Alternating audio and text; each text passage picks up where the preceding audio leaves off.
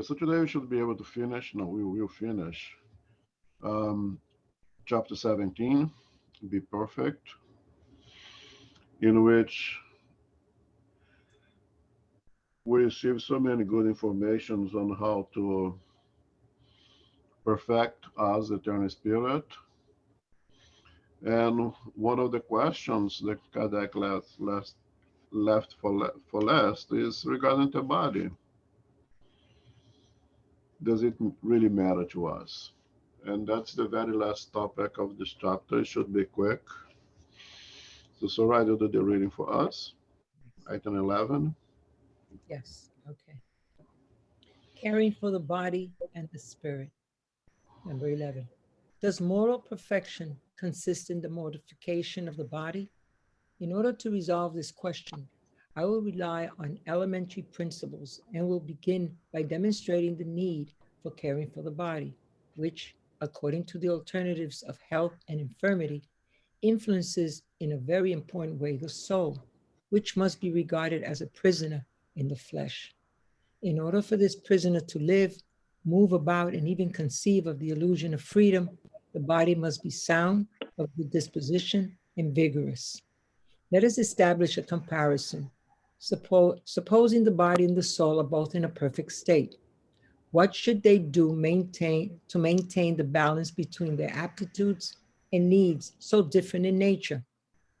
Here, two systems confront each other, that of the ascetics, who want to bring down the body, and that of materialists, who want to bring down the soul. Two forms of violence, each almost as foolish as the other. And alongside these two large groups swamp the countless multitudes of the indifferents, who with neither conviction nor comparison, love with tepidness, and sparing with their joys. Where then is wisdom? Where then is the science of living? Nowhere. And this big problem would have remained entirely unsolved if Spiritism had not come to assist those who study the issue by showing them the relationship between the body and the soul, and to tell them that since they are necessary for each other, both must be cared for. So love your soul, but care also for your body, the soul's instrument. Being heedless of the needs that are indicated by nature itself means to be heedless of the law of God. Do not punish your body for the wrongs that your free will has made it commit, and for which it is no more responsible than a badly ridden horse for any accident in my cause. Hence, will you be more perfect if you torture your body but remain no less selfish and proud, no more charitable toward your neighbor? No.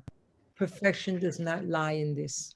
It lies entirely in the reforms to which you submit your spirit, discipline it, subjugate it, humiliate it, and mortify it. That is the way to make it docile before God's will, and the only way that leads to perfection. Thanks.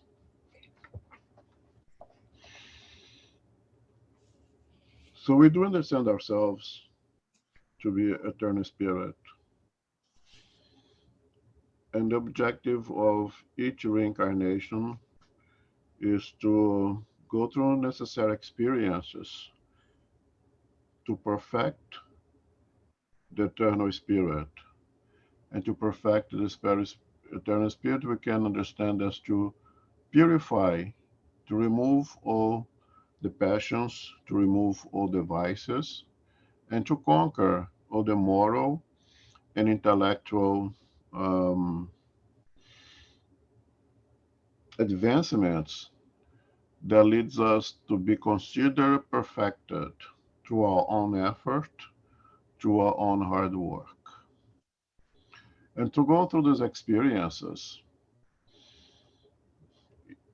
God provides us an instrument. We, the eternal spirit, we don't know what we are. So far, the spirits in the spirits of Buddha so just call it we are a sparkle of light. But we know that that sparkle of light, whatever the eternal spirit is, then again we don't really know what that really is. But we know that we are that thing, that we have within this thing all the intelligence, all the sentiments, all the memories, all the passions, all the virtues, all the vices, all those things belong to the spirit. And that spirit has a ethereal body that is an instrument of work that it always utilizes while incarnate and while discarnate. That we call it the perispirit. But the perispirit is too ethereal for the experiences required in this material world. So God provides us another instrument that is completely comparable, completely adapted to the physical material experience that's required to the spirit, a physical body. A physical body that is created in accordance to our needs by ourselves, in accordance to the experiences that we are to go through each incarnation, or to each reincarnation if you prefer.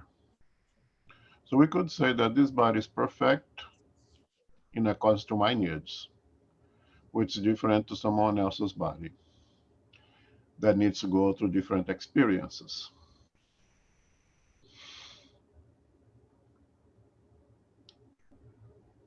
Now, if you, let's say, a delivery person and you use an automobile, use a car to deliver your goods, and that is the instrument that you use to make your living, I assume you take good care of that car. You try to keep in best possible shape so you can guarantee that you'll be able to fulfill your duties and you guarantee your salary. If it is a computer, you take care of that computer. And if you don't, you're likely to deal with consequences of not doing so. If you do not take care of that automobile, that car, and you're not able to perform the deliveries you're supposed to do on that day, I'm sure there will be consequences. Your boss is not going to be very happy with that. You will not be happy with that yourself. Because if you have a minimum of dignity, you want to fulfill your duties. Why would not be the same with us, the eternal spirit, in relationship to this physical body? So the question comes from Kardec, say, does moral perfection consist in the mortification of the body? Why would Kardec be asking this question, right? Because unfortunately, even after that time, the time was commonplace to abuse this physical instrument with the false idea that by mortification of that body we could purify the soul. There was immense amounts of self-sacrifices, self-mutilation that was done, and in some cultures still done today. And to be clear, what things that has been done in the Catholic Church, the Catholic Church condemns it themselves. But the idea of sacrificing oneself physically will purify the soul is very strong in many cultures, many societies. And it was very commonplace at that time, especially at the time of the Passions, the time of Easter. There was a lot individuals who would go and sacrifice their own body to nail their hands on a cross and having others beat them up and some really horrendous things. Not only in Christian tradition, many other traditions as well. This happens. So there is a reason for Kardec to place the question or part of the spirit here, in this case George, to call attention to something that happened. Because again, nobody will call attention for to things that does not happen. Not only will condemn something that is not practiced. So the more modification of the commonplace and the spirit of George found it important that in this chapter be perfect. Part of us trying to perfect ourselves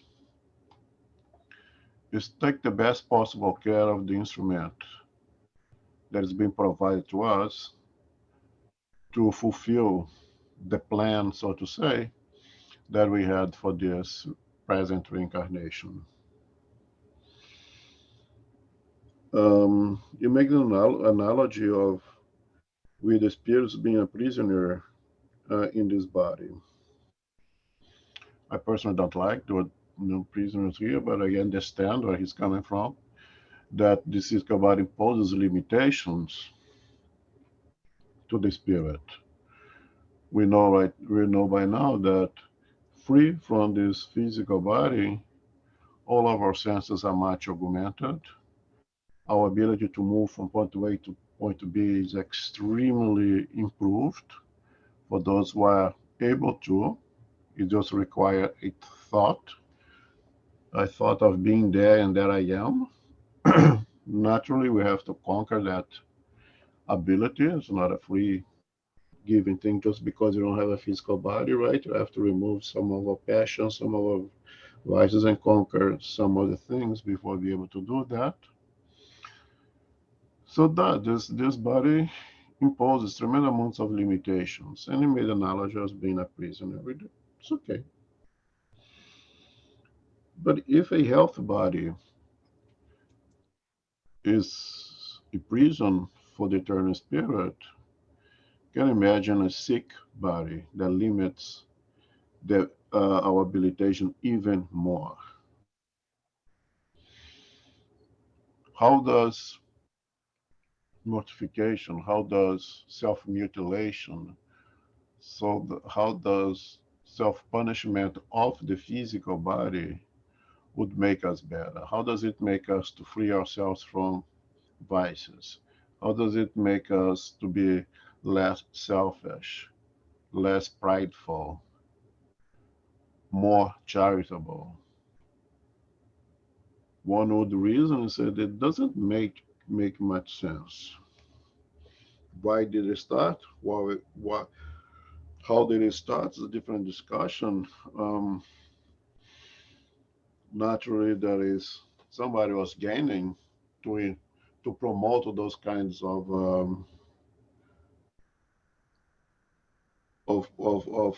things for people to do. And interesting that he puts over here the risk of this radical behavior, too far to the right, too far to the left. When it says here, two systems confront each other. That of the ascetics who wants to bring down the body, and that of the materialist who wants to bring down the soul. Two forms of violence, each almost as foolish as the other. I would say almost equally fool because it takes us from away from the center where wisdom prevails and bring us to a state of radical in which you lose the ability of reason properly. The body is a wonderful instrument of work. Again, in general, perfect to our needs. Not that the body is perfect, but it's perfect for our needs, for the challenges that we are supposed to overcome, for the missions that you are supposed to accomplish.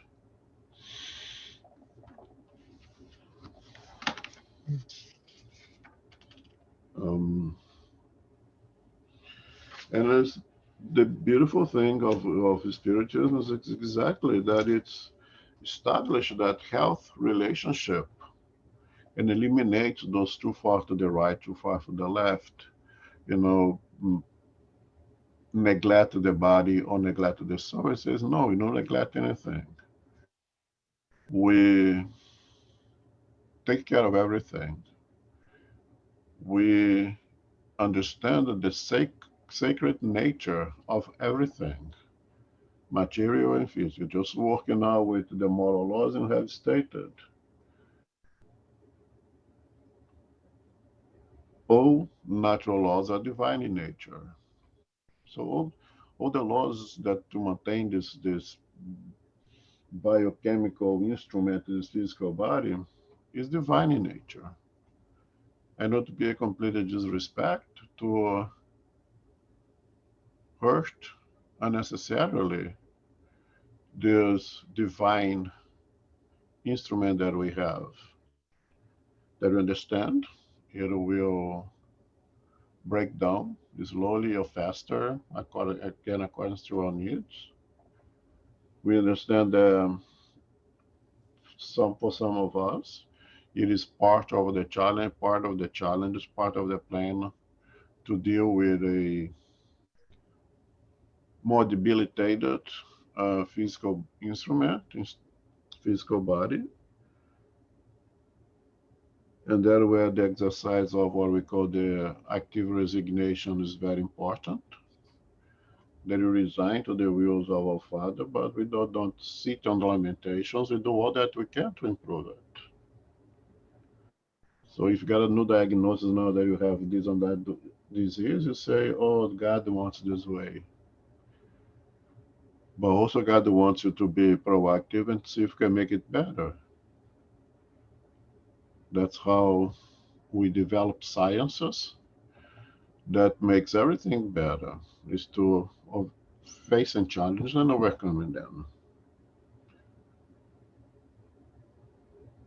So the idea of not taking care of this body is absolutely contrary to spiritism, against spiritism, and we understand that would be going contrary against the divine laws. That not only the laws of moral ethereal nature are divine, but also the material, the physical laws, the laws of physics, of chemistry, of mathematics, of everything that we imagine. If it's a law, it is divine in nature, and you should respect and take the best possible care of it. Questions, comments?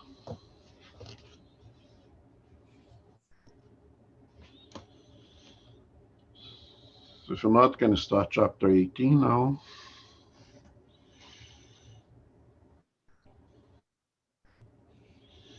And I confess it to me is one of the most challenging topics in this book.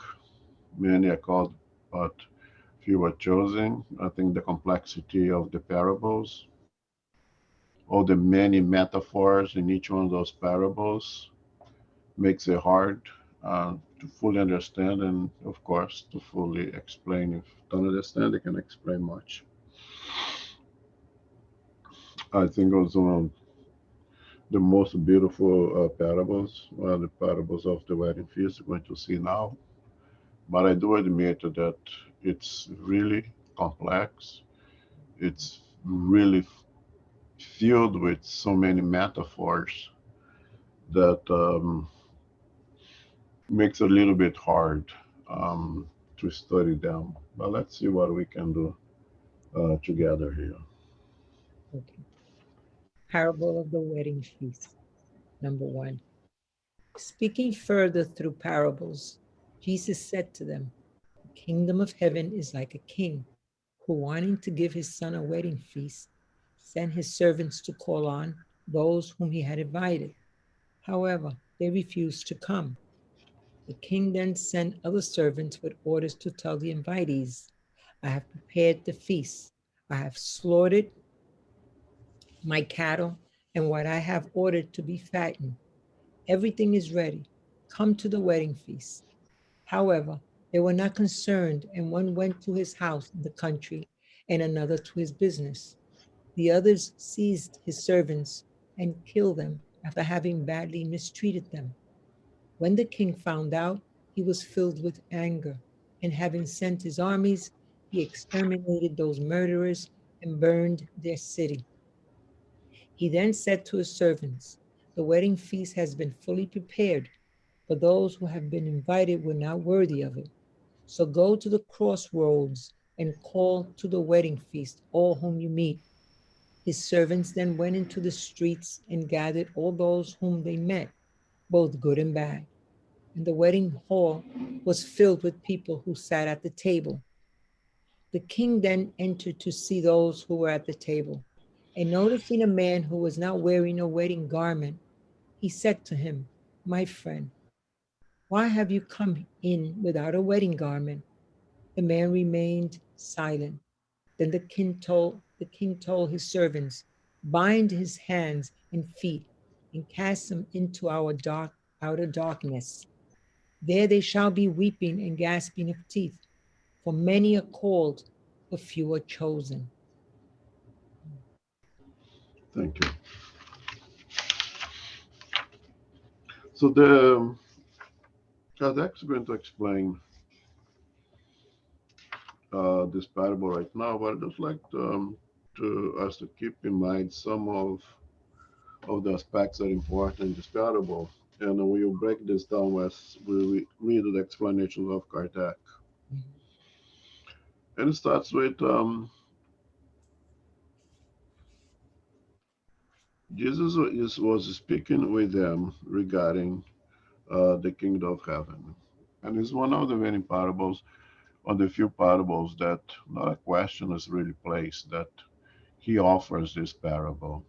Most of them, the parable comes as an answer to a question from the disciples or from anyone else, all right? This one that is none. Jesus will speak with them, and then he started with this parable. And in this parable, the king decided on giving a wedding feast to his son.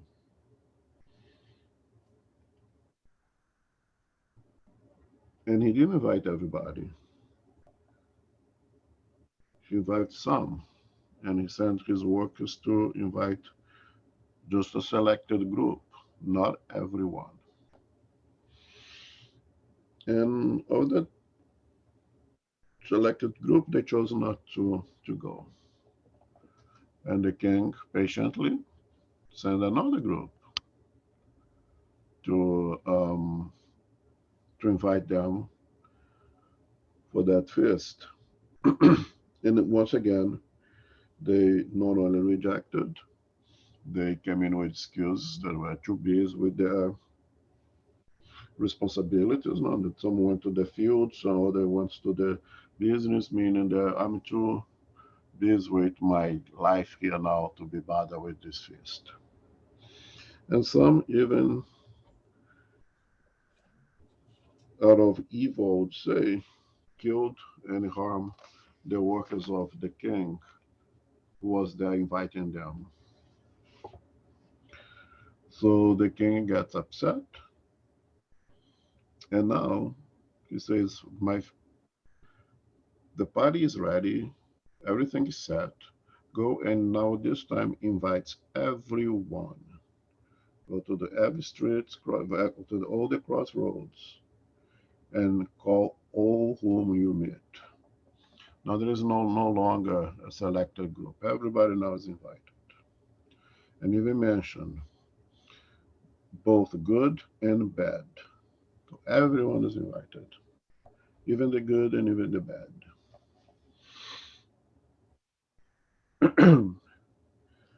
But when the king is walking through among the people there in the feast, he recognized someone who was not wearing the wedding garment.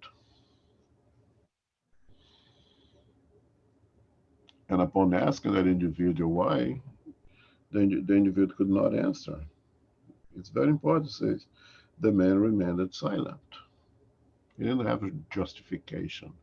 He couldn't justify himself for not be properly wearing the God. There's no that he had no excuse, no justification for it.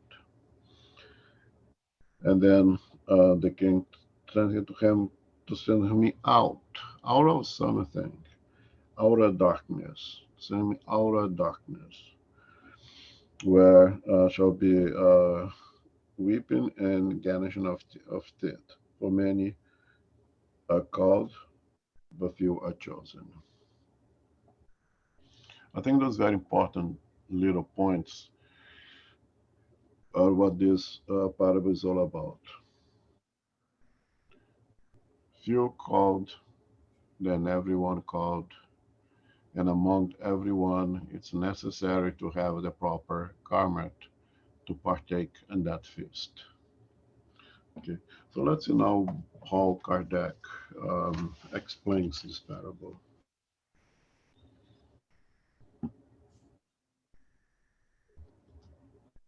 Let's start number two, please, unless someone has a question. Okay. Okay, Number two.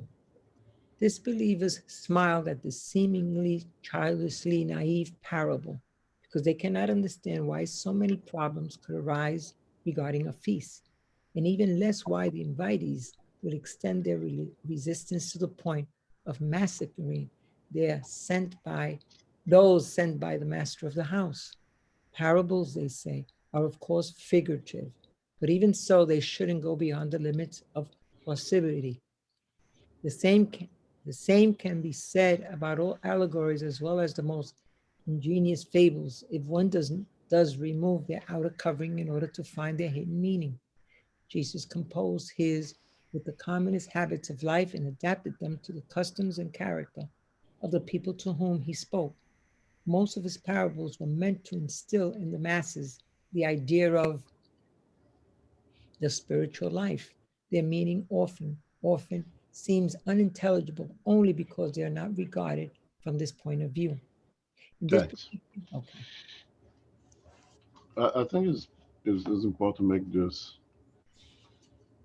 open this parenthesis as we have done so far. This thing so many times. I think it's used to remind ourselves. Uh, every time that you are trying to teach something, we use analogies, right? We use make means for people to understand things. You analogy to something that they already understand. It's if you're going to explain something, let's say to a Indian tribe, or how is life in New York City, how's the Times Square looks like at night. The only way that you'll be able to make them understand a little bit that you're not going to be able to fully understand. If you got some um, Indians who lives in the middle of a forest, who lives a very simple and primitive life, is still you're not going to be able to make them fully understand how does Times Square looks at night. But if you use the analogy of things that they have there, they may have an idea of it.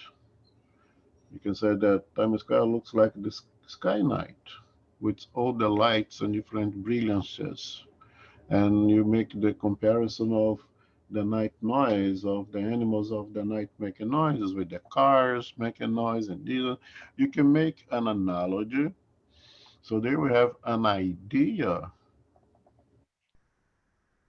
of what we are talking about. This um, this methodology, this pedagogical method, is very well used in many cultures everywhere, right? And that's what Jesus used. Jesus tried to teach us about the spiritual life. He's trying to teach us the moral laws that we are now studied in the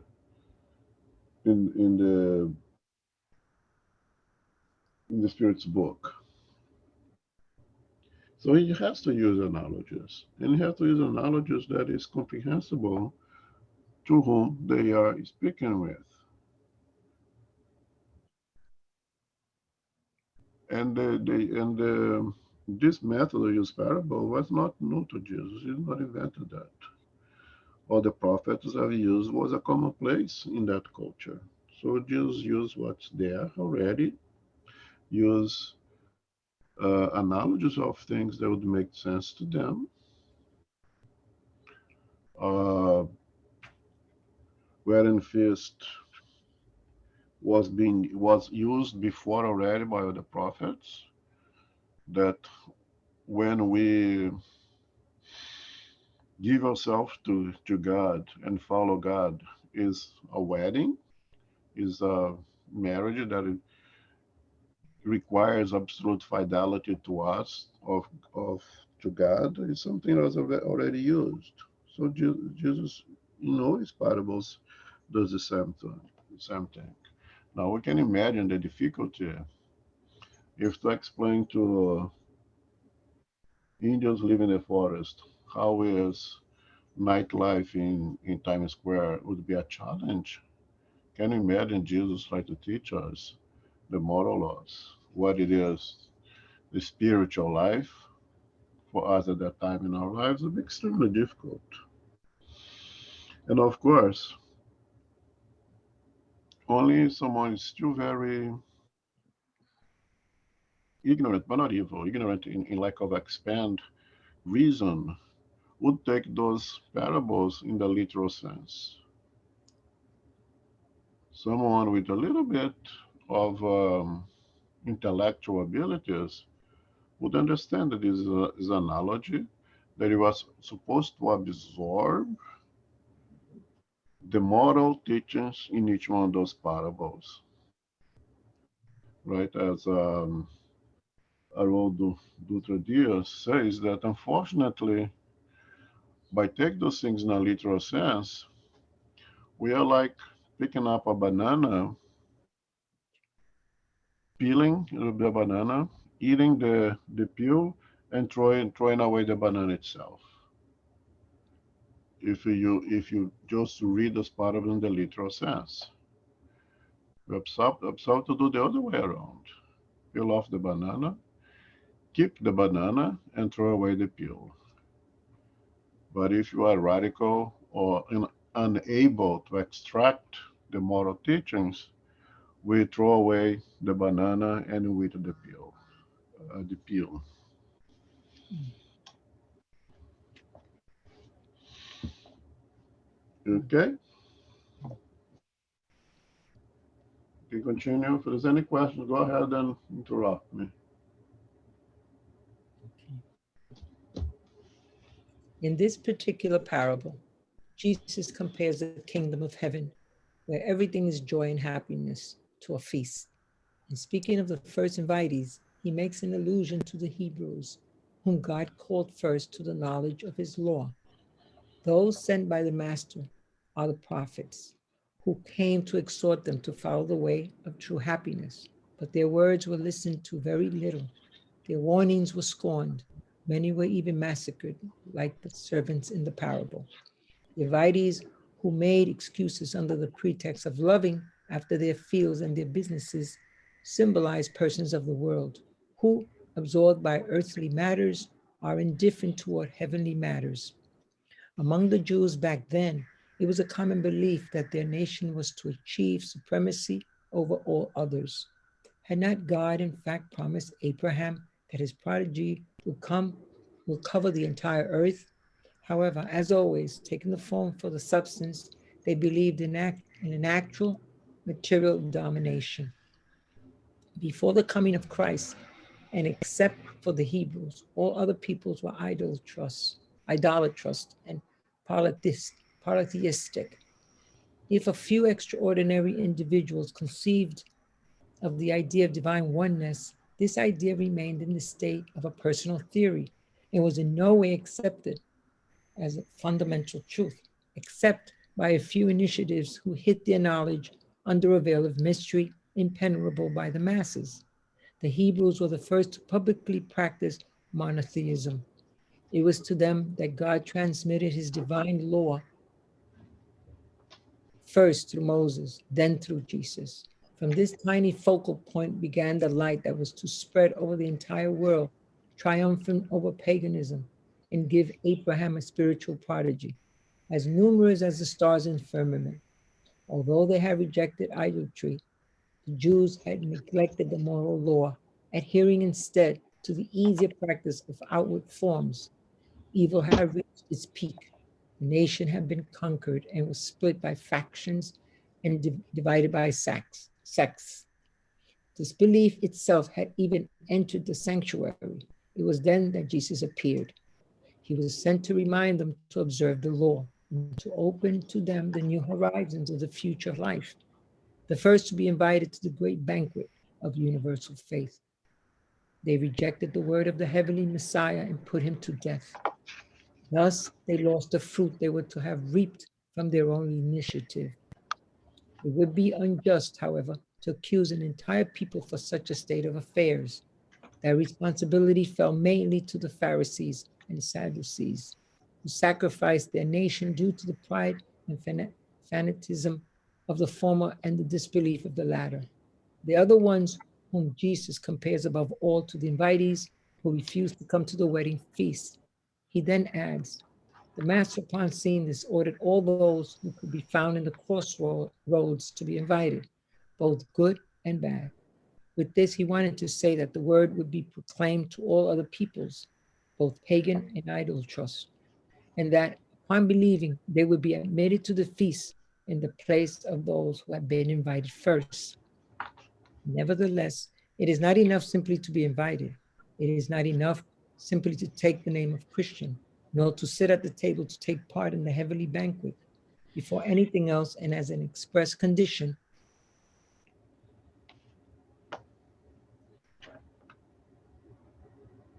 it is necessary to be dressed in a wedding garment, which means to have a pure heart and to practice the law according to its spirit. This law is contained in its entirety in these words: without charity, there is no salvation. Among all those who hear the divine word, however, how few they are who keep it and practice it. How few make themselves worthy to enter the kingdom of heaven. That is why Jesus said, many will be called, but few chosen. Okay, thanks.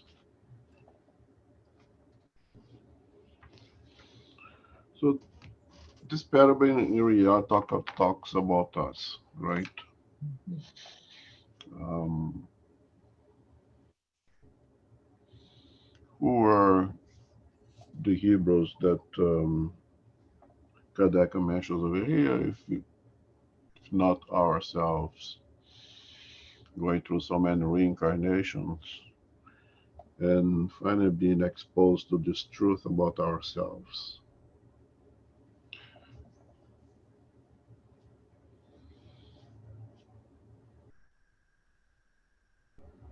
Not everyone was ready for that banquet. Not everyone was ready to dress themselves properly to the feast. So he had to invite only a few. We cannot love God and Mammon because if you love one, you shall hate the other. If you hate the other, you shall love the one, right? So it was necessary to establish first the understanding, not the belief, but the understanding of monotheism, of one and only God, so you can all love that one and only God and not love the others as much, not love Mammon as much. So you can put God first. We can put the law, follow the laws of God first. By doing so, you'd be properly dressed for the feast. And in the chronological progress of humankind, the Hebrews were the first one who got to understand the concept of monotheism. Father explained in this doctrine why one and only God, the attributes and the necessity to have one and only God, how does it, the only one and only God makes sense. That was given to, or was not given. The word given is not proper, but then God would give preferential treatment, right?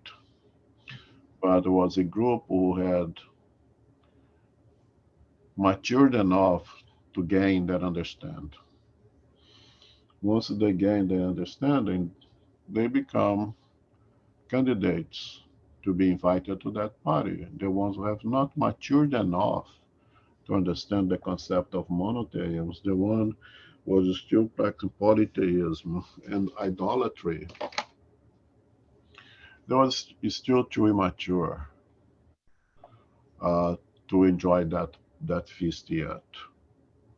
But for those who had got to that level, now they are ready. And by dressing with the proper garment, they would enjoy the feast. But although they had gained that understand, they are still too full of passions, of material um, desires. Their love to mammon was still greater than the love of God. And they chose not to take care of the business, to go back to their country, and don't bother me, I'm too busy over here. And if you try again, I'm going to kill you, I'm going to destroy you. And that's what they did. And we did. And God, with his absolute love and benevolence, said, okay, let's send someone now that will invite everyone, that will leave this feast open to everyone who wants to come in. Let's invite everyone else and send Jesus to us. And now Jesus comes with the concept of one and only Father that is benevolent, that is loving, that is just to all equally, that does not have any preferential treatment to everyone, that is there for those who are suffering, for those who are simple, for those who are not able to buy the most expensive animals to sacrifice in the temple, that's not what the God, the King of that feast wants for us. He invited everyone. But among those who being invited, many does not dress properly. Many does not able to put the clean, white, purified vest that is free of passions, that is free of vices, and they cannot enter that feast yet.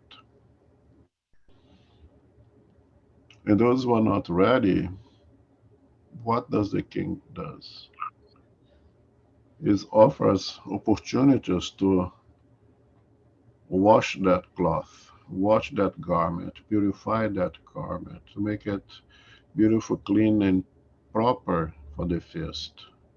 What does it mean?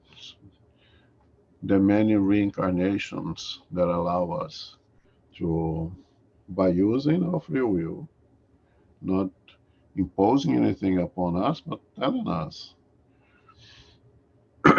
that you're invited. The invitation now is open to everyone. It's not limited to one or another group.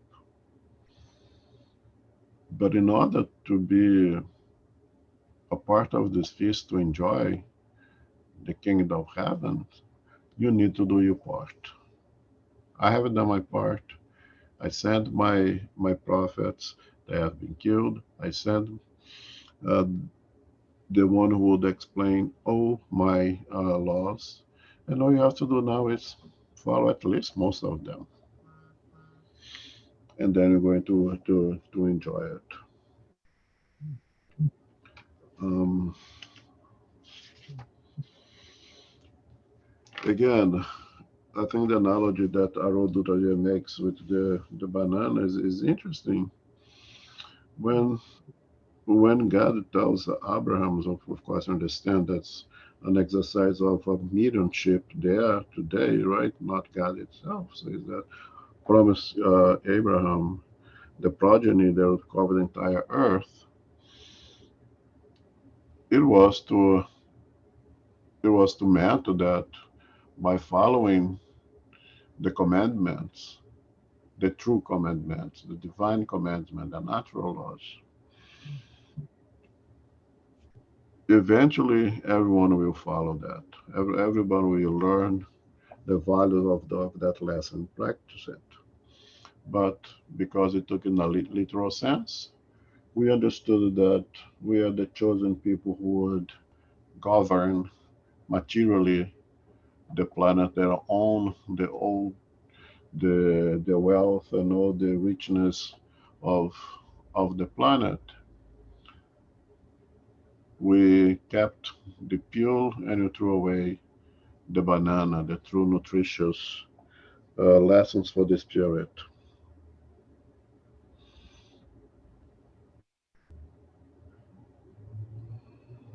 But he makes a very important point that not all. The responsibility falls, historic at least, right?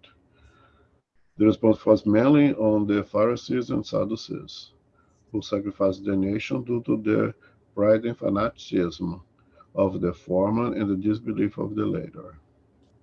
So it's two things over here that is important: the fanaticism of one, too far to the right, and the disbelief of the other, too far to the left.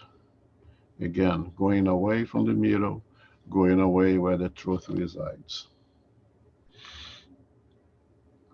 And those, as we're going to follow now, the next reading, are the large doors.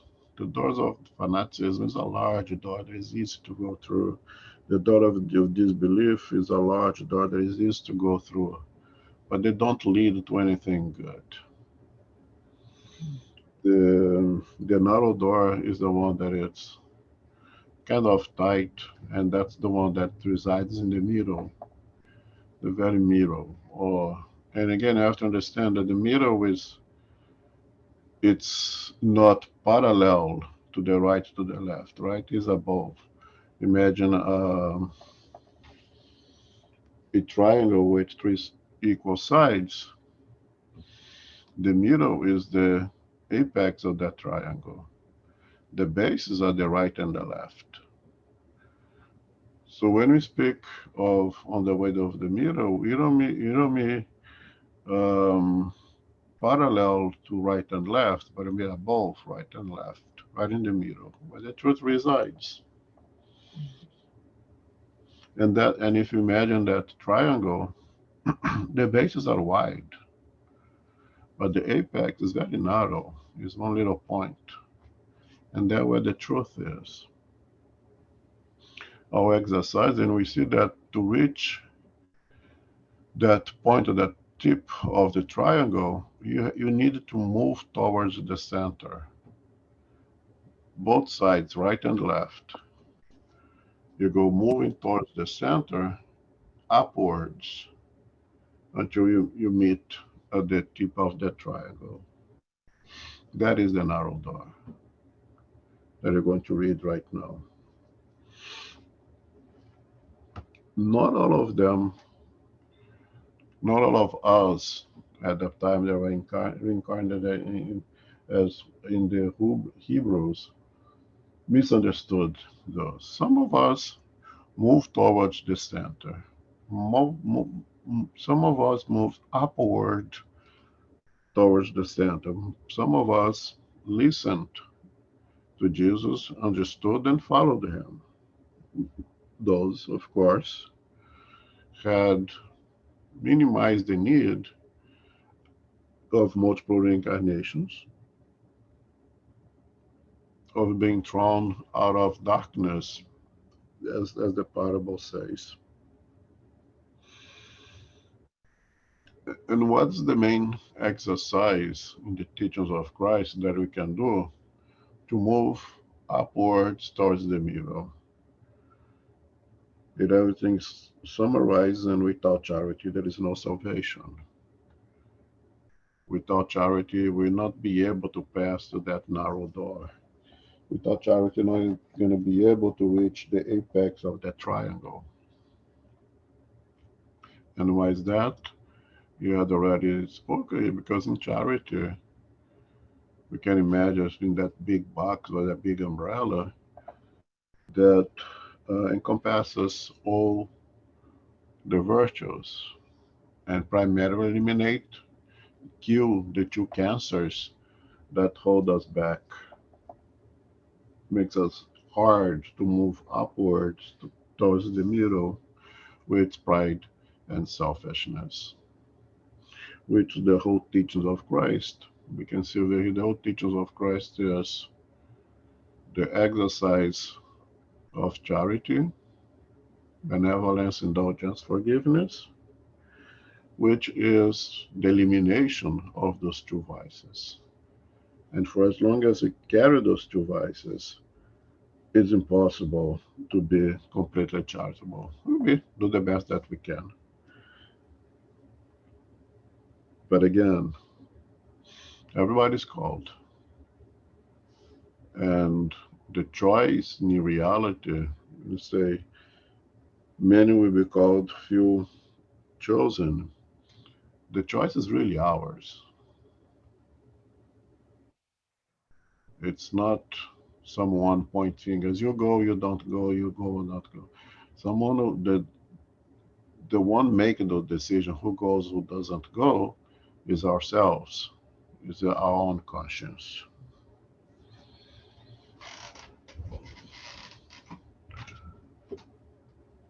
Comments, questions? Again, I think, go ahead, Ron. yeah, I think it's important for us to go a little bit into the historic aspects of all this passage, because for us to reinforce the idea why Jesus was born and when and where he was born, right? So if we go back to the Hebrews, they were the first ones to universally believe in one God, to accept and disseminate the idea of one God. And this is, they just last week, they turned 4,000 and something years, 600 something, I don't know exactly the number. So this was more than 2,000 years before Jesus. By having their belief in one God, they also had all the commandments. Actually, not the 10 commandments, they have 613 commandments. And from the very early stages of the religion and the division of the tribes and everything, one thing that characterizes and differentiates the Jewish from the rest of the world was that they learned to read and write from young age, contrary to the rest of the world. If you go back 200 years ago, still 70% of the population didn't know how to read and write. The Jewish always teach their children to read and write because of the importance of studies. So they were always studying and discussing all the commandments and trying to apply there in their daily lives. The rabbis were the ones that made the ultimate decision on how to interpret the commandments. The rabbis normally are the wisest men in the group that you become a rabbi. For you to become a rabbi, you just have to study harder than the rest around you in a group, of course, being Jew. And then you can become a rabbi, and you have different rabbis, different interpretations of the commandments and the laws, the Talmud and the Torah. So you don't have a pope that, like the Catholic Church, that imposes the truth. or the so-called truth. In the Jewish tradition, they are discussing and studying all the time. So Jesus had to come amongst the more spiritually evolved people of the time in terms of understanding of the concept of one God. So that's why he came in the Jews. And they were waiting for the Messiah, and some of them are still waiting for the Messiah until today. Because why did they not accept Jesus as the Messiah? Many of them, because Jesus brought a message of that the true king is in the spiritual world, and they were not. Most of them were not prepared to do that. They were waiting for a Messiah that would conquer the earth materially, not spiritually. So that's why he was rejected by many, right? And in the end, he was even crucified. Now, also, one thing that is important, we talk a lot about the Pharisees and Sadducees, right? And here, Kardec tells that they sacrificed the name to the pride and fanaticism. But what were the Pharisees and the Sadducees in reality? They were two sects of Jews. The Sadducees, the richest, wealthiest class that ruled the temple, the famous temple that was destructed in the 70 years after Jesus. And the Pharisees were more in charge of the synagogues, and they were more in connection with the less wealthy, with the simple people. Paul, that became Paul, was a Pharisee, okay? What was the difference in their beliefs? The Sadducees, much like some evangelicals today, they took it all the writings literally, and anything that was not there, what must be discarded. The Pharisees would give more value to the oral discussions and interpretations of the laws, and whatever was not there would be taught by the rabbi in the best way possible. The Pharisees believed in reincarnation and believed in spiritual life. The Sadducees did not believe in reincarnation. They believed that everything ended with the death of the physical body. I think it's important for us to understand the differences, because we talk a lot about both. Both, in the end, persecuted Jesus because of in their beliefs, they didn't understand the concept of a Messiah that would bring them back to the spiritual life, focus on the spiritual life and not on the material life. So all of this is, I think it's important to understand the historical perspective and how things were at the time. When Paul of Tarsus was taken in front of to be judged by the Pharisees and Sadducees, knowing well their beliefs, and knowing them, the majority of those that were judging him were Sadducees. They took him to the temple. He talked about reincarnation, resurrection at that time. Of course, reincarnation is a later word. But he talked about resurrection, knowing well the Sadducees wouldn't accept, and the Pharisees would accept and would create confusion. And it ended up creating confusion and causing the Romans to intervene in his judgment. The Sadducees, moreover, were more aligned with the Romans than the Pharisees. All the rebellion against the Romans came mostly from the Pharisees, which were the lower classes. Of course, for the Sadducees, the wealthier, it was better to keep the status quo that would preserve their wealthy and their positions. So as long as the Romans respected their religious beliefs, and the Romans were very good in not interfering with the religious beliefs of the conquered people, as long as they pay taxes, they could follow whatever they wanted. That was at the time. Later, they would persecute the Christians for different reasons, but at that time, they would respect their religious beliefs and not interfere with them. Okay, I hope helps a little bit to enlighten the historical aspect of this time of Jesus and his involvement with the Jews and the Hebrews and how they were divided at that time. Questions here?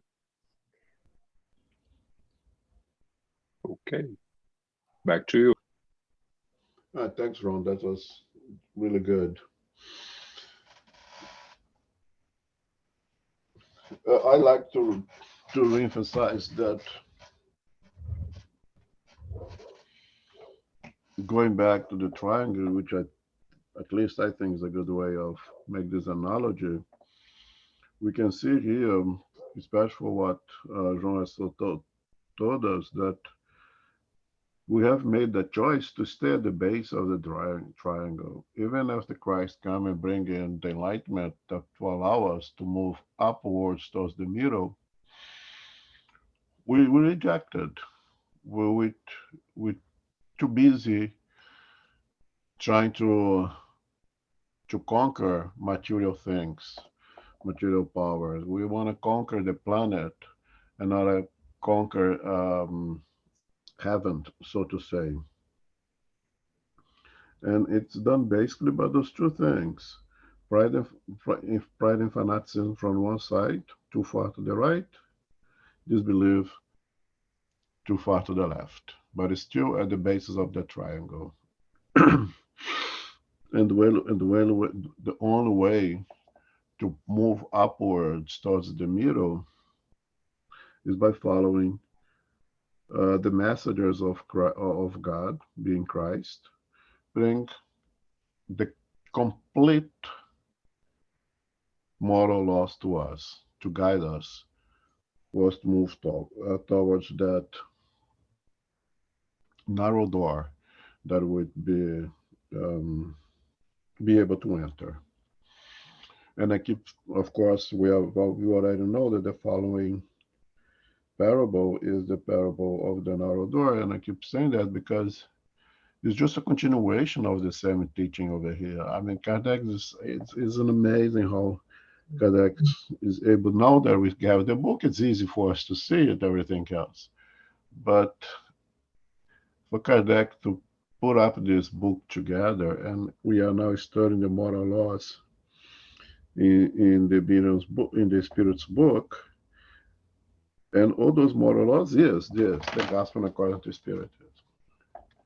And all that this is the gospel according to Spiritism is a selection of the moral teachings of Christ. It's not the entire gospel. It's a selection of what Kardec thought that would be a complete package of the moral teachings of Christ. And the way Kardec puts that sequence, he gives us in this chapter, this first parable, the wedding feast, in a chapter that is called "Many are called, but few are chosen," and follow through with another parable that is nothing more than a sequence of the same. It's not the sequence of the parable, but the same moral teaching, the same moral laws that Kardec wants to emphasize to us in the teachings of Christ. It is really remarkable, the intelligence, the adaptability of Kardec.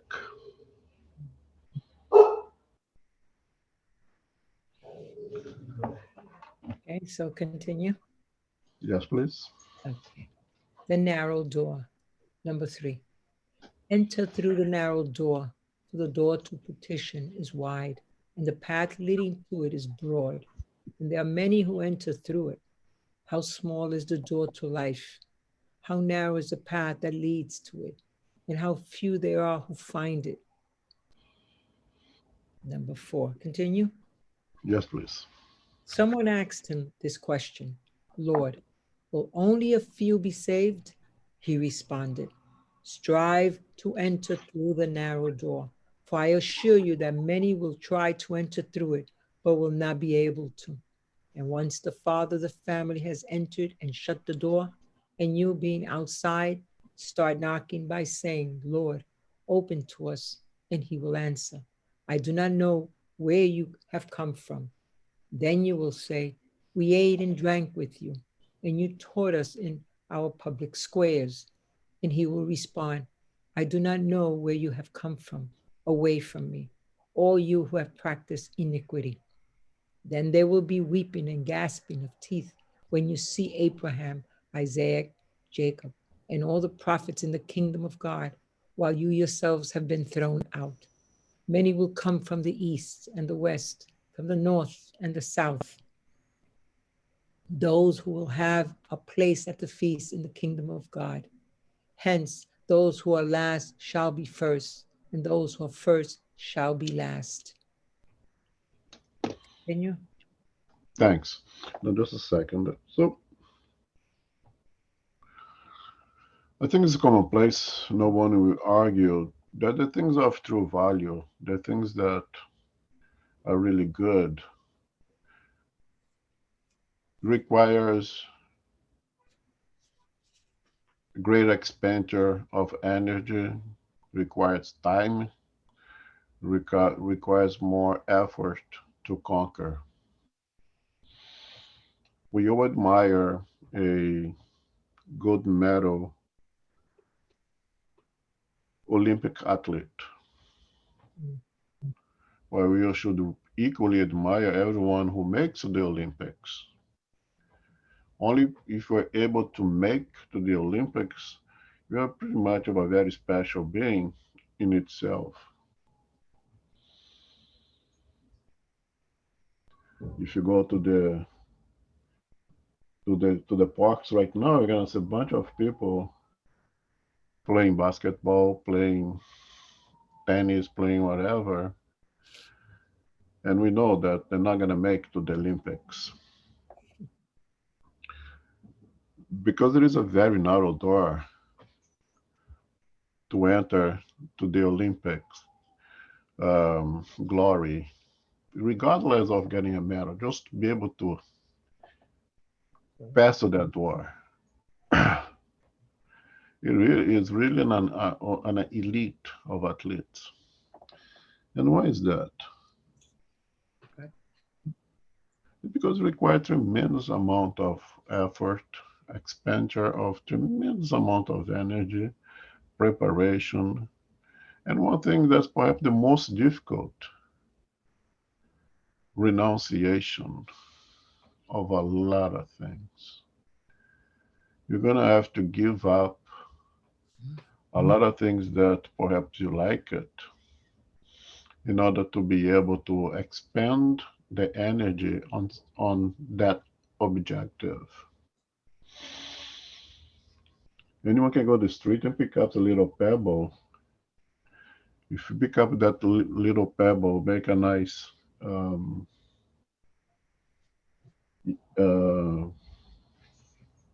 jewelry with that and give to someone, they're probably gonna enjoy it very much. But if you get a 18 karat diamond, you're probably gonna make a lot of friends with that little piece of stone.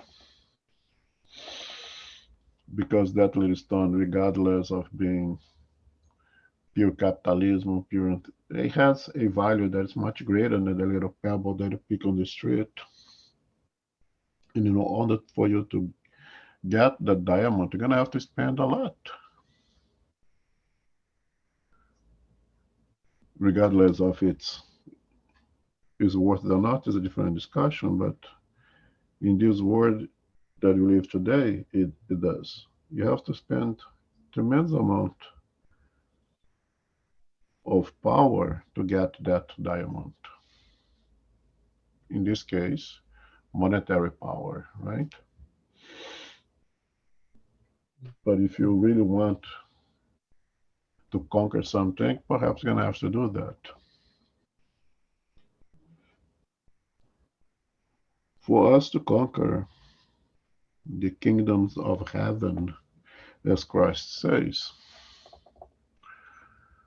we are going to have to do a lot of unlearning. We're going to have to do a lot of renunciations. You're going to have to give up a lot things that we hold to them very strongly yet. And that does make us very heavy, hard to climb up. That makes us very fat, that we cannot pass to that narrow space. And in order to do so, we're going to have to spend tremendous amount of energy, do a lot of hard work. And unfortunately, most of us find it not worth it to spend so much energy in that. Or we should find that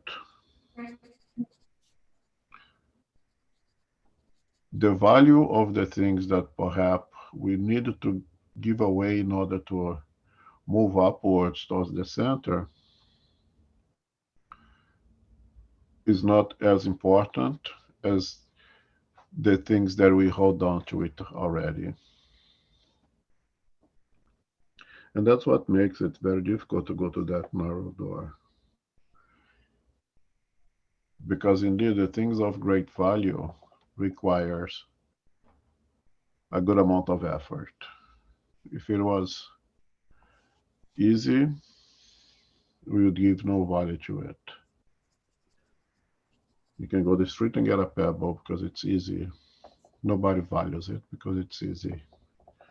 But that little piece of rock that Earth spent millions of years compressing in the very center of it to completely purify a bunch of carbon elements to make a diamond becomes the hardest thing that we have on the planet, perhaps in the universe, the absolutely most hard thing that we had. It took tremendous amount of time and energy, a lot of heat, a lot of pressure in order to create that little stone. And because it becomes the hardest thing through a lot of hardship in nature, it has a lot of value. In order to conquer our entrance to that narrow door, we're going to have to do the same thing. We're going to have to go through all the pressures and everything that is required for us to be fit enough to enter to that narrow door. We're going to have to do a lot of hard exercise to become an Olympic athlete as well.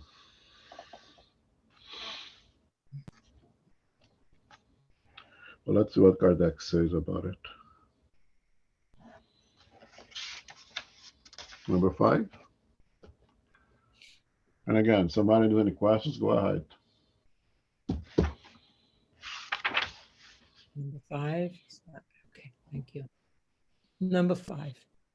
The door to perdition is wide because the evil passions are many, and the pathway to evil is frequent by most.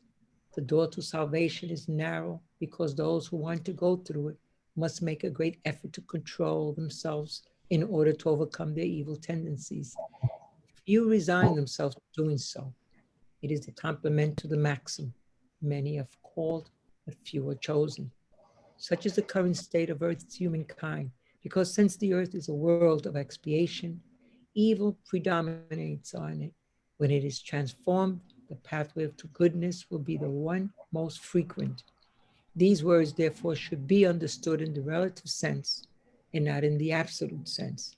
If this were to be the normal state of humankind, God would have intentionally condemned the vast majority of individuals to perdition. An unacceptable supposition if one acknowledges God as entirely just and good. Of what evil actions could humankind make itself guilty to deserve such a sad fate in its present and its future, if it has been completely relegated to the earth, and if the soul has not had other existences? Why are there so many obstacles sown along the way? Why such a narrow door that allows only a small number to pass through if the soul's faith is sealed forever after death? In this way, with only one lifetime, humankind is in constant conflict both with itself and the justice of God, with the prior existence of the soul and the purity of the worlds. The horizon is broadened. Light is shed on the most obscure points of faith. The present and future are in solidarity with the past. Only then can one understand all the depth, all the truth, and all the wisdom of Christ's maxims. Okay. So we come in with the absolute belief, and there is a little bit of blind faith in it, but it's very little, in my opinion. And the great majority of this faith is reasonable, of a God that is all love, all goodness, all justice.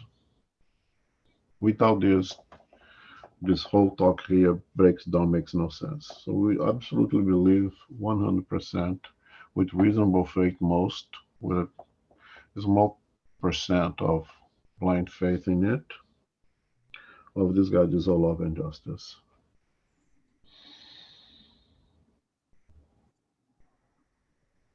So you not imagine that this wide door being so easy, but leads to perdition, is God's doing. How could all love, all justice, absolute love and wisdom create large doors for us to lose ourselves and just a narrow door for just few to pass through?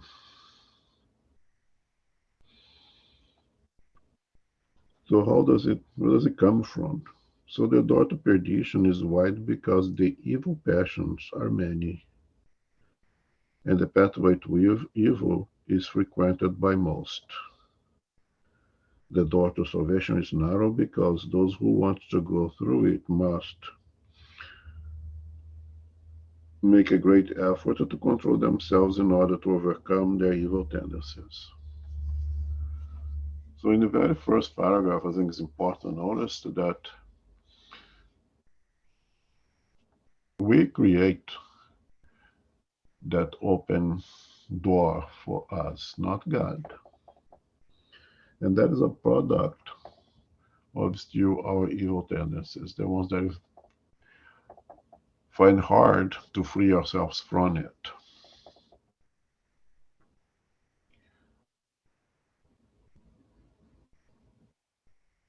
And of course, one could ask, but couldn't God or the higher spirits just widen that narrow door and make it easier for us? Then we would question, then what would become of the kingdom of heaven, if not another earth in itself? Um, if you have, let's say,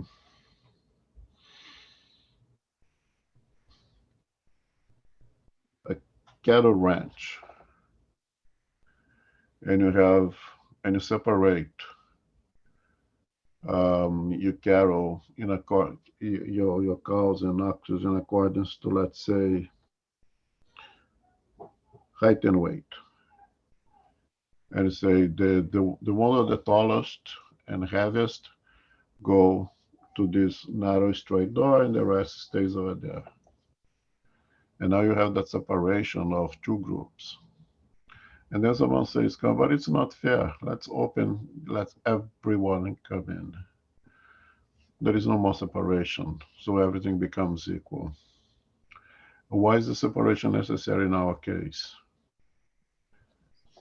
We know there is a hierarchy of words. Right now we are in a world of trial and expiation, just come from primitive worlds, and we're in the transition period of going to a world of regeneration.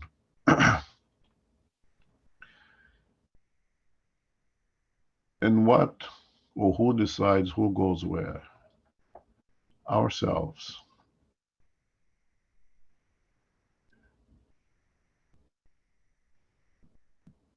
If we seek to go to the words of regeneration, where goodness will prevail over evil, what do we have to do ourselves? We have become beings in which goodness prevails over evil. Are we going to be sanctified, so to say, purified completely free of evil? No, but goodness will prevail. And when we have a world when the great majority is in the state of more intellectual progress, where goodness prevails over evil, then we establish a world of regeneration. We are doing it. There is no magic. There is no um, selection exterior to ourselves. And what we have to do in order to leave this world and go through another world, to pass through that narrow door, we must become individuals in which goodness prevails over evils within ourselves. But unfortunately, in order to do that, we have to unlearn a few things. We have to leave behind the pride, we have to leave behind the selfishness. We have to learn to put others above us first. In absolute? No, not yet. Absolute is for the Christs. We just need to better ourselves. And even that is a hardship because we are too attached to the mundane treasures that we have here. We're not too busy. We want to go back to the field. We want to go back to our business. And if you bother us too hard with us moving upwards, we may get upset and even kill the prophets that try to teach us. Then I think it's important to remember that the narrow door is our doing, and the open big door is our doing, and the small door is necessary because there is a hierarchy. If you just open that door now, that everyone with still greater with more evil tendencies than good tendencies go through the word of regeneration, the word of regeneration becomes a word of trials and expiations. So the selection is necessary. Moving to that in that direction is our doing. Nobody's holding us back here except ourselves.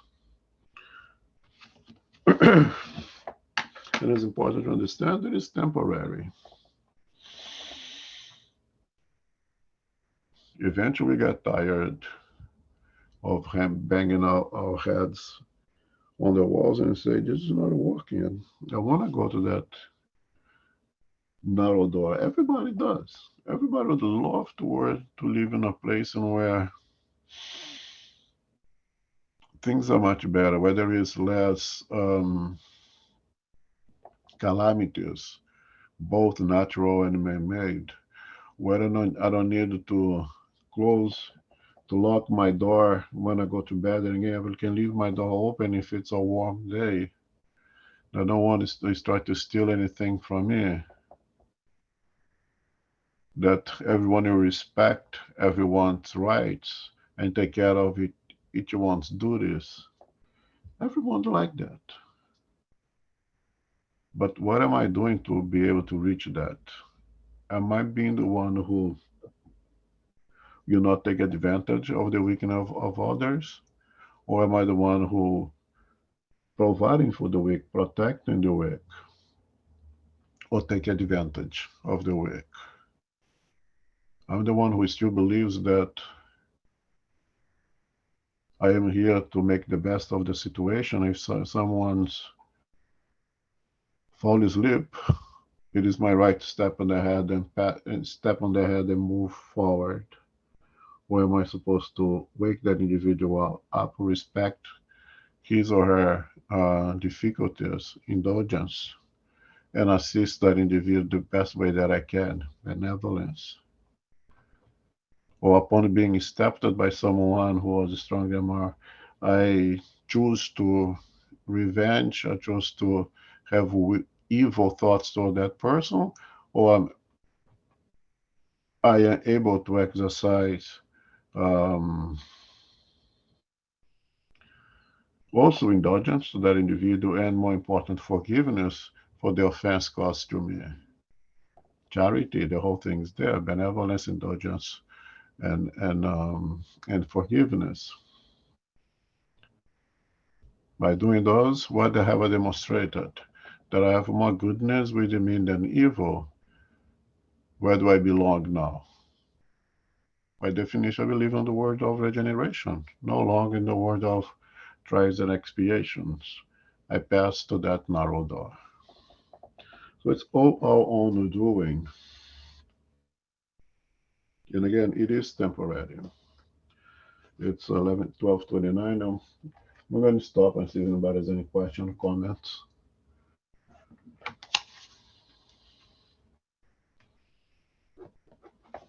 No? I'm shocked. Okay, so this next weekend we have the World Spiritist Congress, which is going to be virtual and online.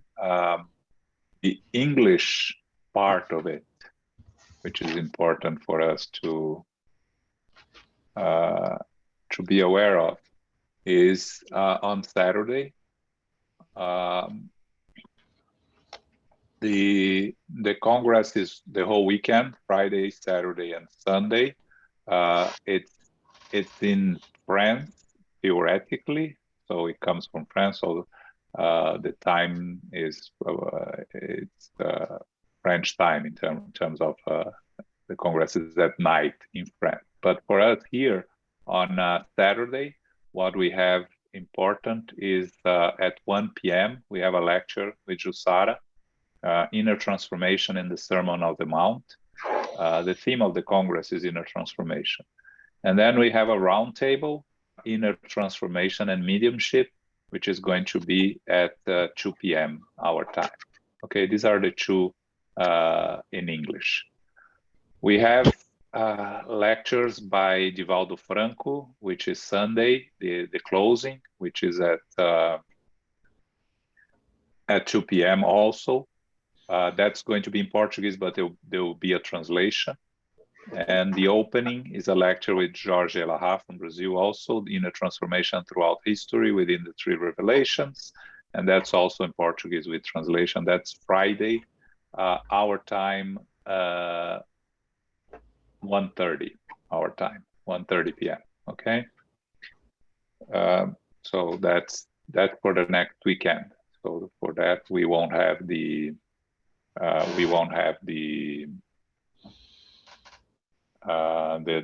weekly lecture on the United States Spiritist Federation. Also, the Spiritist Review, the magazine that is published every 3 months. The new magazine came out today with articles in English, translated into English. It's available on the International Spiritist Council website. Okay, and next Sunday we'll be studying the Medium's book at 11 a.m. Okay, that's it. Is the center open tomorrow? Yes, we're open tomorrow. Okay, thank you.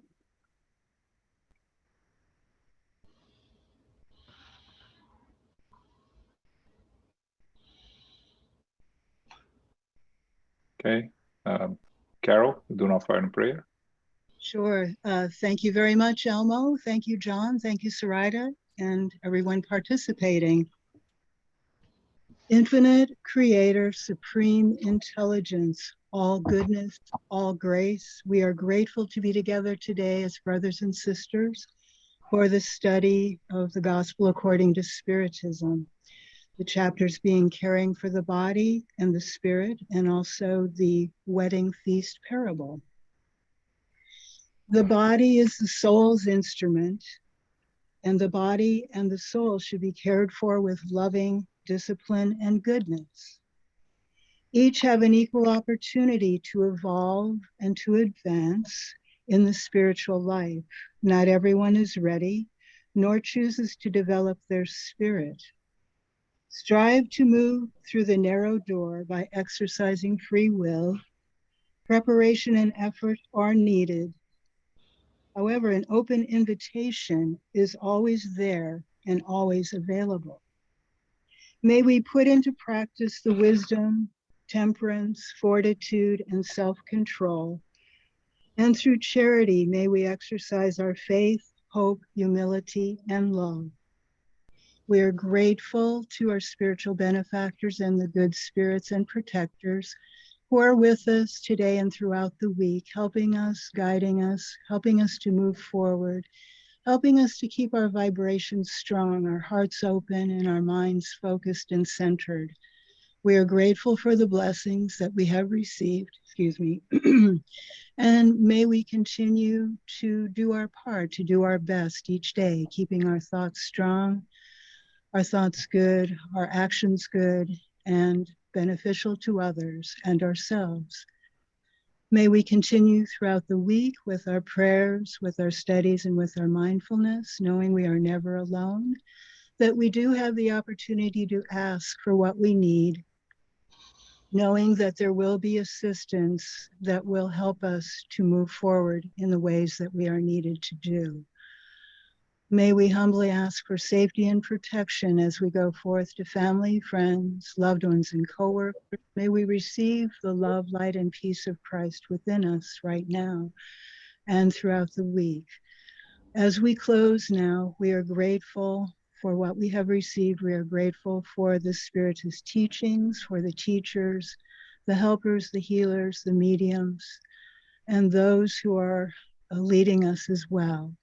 May we ask for our prayers to go to those in the world globally who are in need, those who may be suffering deeply from displacement, from the trials of war, from separation of family, friends, loved ones. For we know that the life is eternal, but for now the challenges feel very deeply and very real to us. May we be blessed, and may we go forth now and remind ourselves to be beacons of light. Go forth now in peace and in gratitude and in love. So be it.